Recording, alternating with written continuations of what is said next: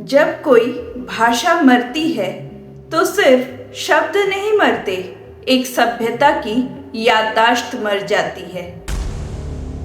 आज हम एक असहज सवाल पूछने जा रहे हैं। भारतीय भाषाओं का पतन क्या सच में समय का संयोग था या फिर एक सोची समझी साजिश? और अगर ये साजिश थी तो इसका सबसे बड़ा असर हमारी सोच पर पड़ा है। हेलो, मैं सुष्मिता मुखर्जी, आप देख रहे हैं बिंदास बोल। जिस देश में संस्कृत ने दर्शन दिया, तमिल ने व्याकरण रचा, पाली ने बौद्ध विचारों को एशिया तक पहुंचाया, ब्रज और अवधी ने भक्ति को जन जन तक पहुंचाया, उस देश में आज माँ बाप अपने ही बच्चे से कहते हैं हिंदी में नहीं, इंग्लिश में बात करो। ये बदलाव अचानक नहीं हुआ। 1835 में एक कागज आया, एक वाक्य लिखा गया, Indian in blood, English in taste. उस दिन भाषा नहीं बदली गई, उस दिन देश की दिशा बदली गई।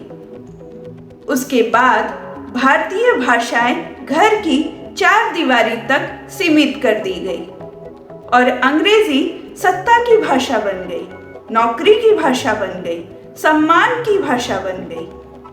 अदालत, शिक्षा, प्रशासन, सब जगह एक ही संदेश था, अगर आगे बढ़ना है तो अपनी भाषा पीछे छोड़ो। सवाल ये नहीं है कि अंग्रेजी कैसे आई, सवाल ये है कि भारतीय भाषाओं को हटाया कैसे गया।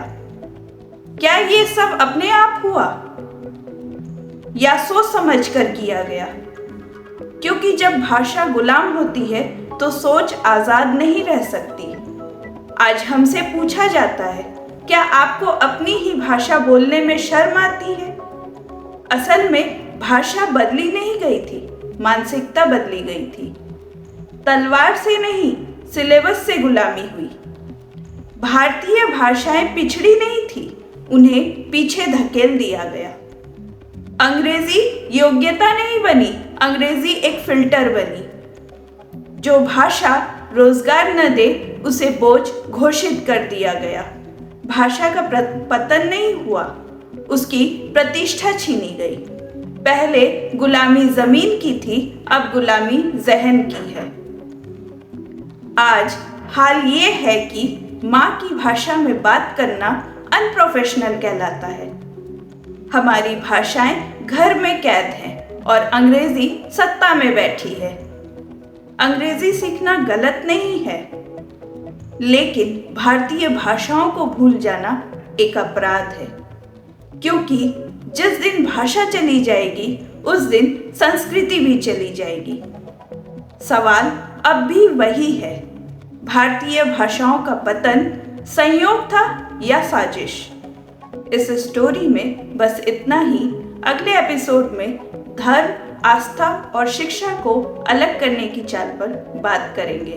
तब तक के लिए नमस्कार।